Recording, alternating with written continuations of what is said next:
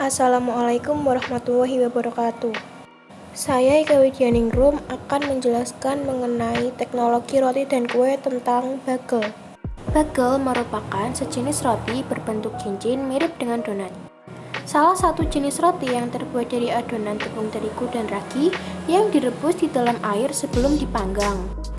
Dengan tekstur bagian dalam yang padat dan kenyal, serta bagian luar yang berwarna coklat muda, keras, dan garing. Adapun bahan-bahan yang digunakan yaitu 1 sendok makan minyak sayur, 1 sendok teh gula pasir, 2 sendok teh garam, 2 butir telur, 1 sendok makan ragi instan, dan 400 gram tepung terigu. Kemudian alat-alat yang digunakan yaitu mixer, oven, panci, dan kompor. Kemudian proses pembuatan yang pertama yaitu masukkan gula pasir, telur yang sudah dikocok merata, ragi, minyak, dan garam. Kemudian aduk hingga merata. Kemudian tambahkan sedikit tepung terigu sedikit demi sedikit hingga adonan tidak terlalu lengket, dan uleni adonan hingga merata.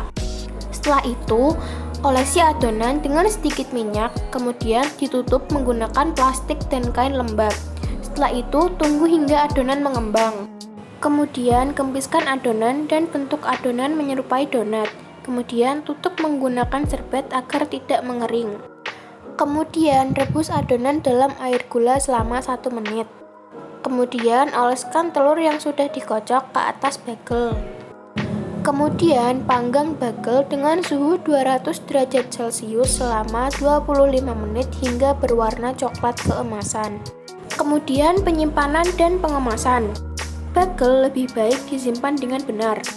Bagel yang dibekukan di ruang pendingin lemari es tetap enak hingga 6 bulan.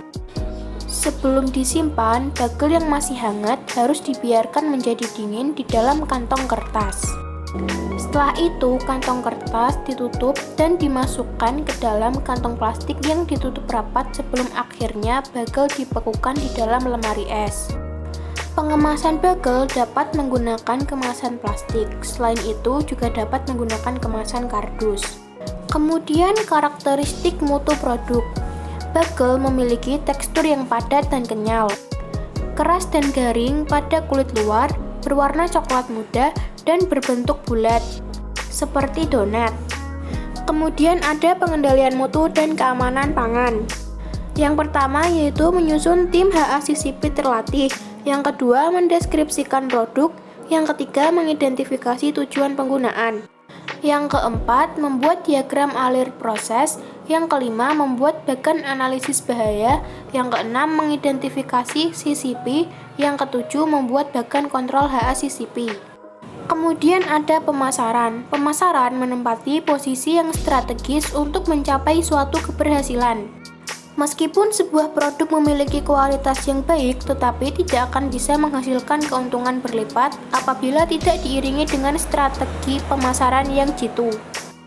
Adapun beberapa cara yang dapat dilakukan untuk memasarkan produk yaitu dengan cara online dan offline. Cara online dapat dilakukan dengan mempromosikan produk lewat sosial media dan membuka online shop.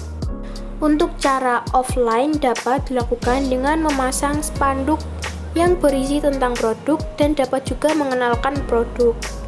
Terima kasih. Wassalamualaikum warahmatullahi wabarakatuh.